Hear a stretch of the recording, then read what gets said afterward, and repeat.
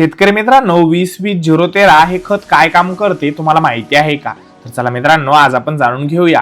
मित्रांनो, हे ammonium phosphate sulphate आहे. यामध्ये आपल्याला नायट्रोजन 20%, फॉस्फरस 20% आणि सल्फर हे 13% पाहायला मिळते. हे खत कशासाठी वापरले जाते आपण जाणून घेऊया. तर मित्रांनो, हे पिकाची सुरुवातीची वाढ करते, मुळांची वाढ मजबूत करते, फुलोरा आणि फळधारणा सुधारवते, पानाचा रंग हा गडद हिरवा करते आणि निरोगी ठेवण्यास मदत करते.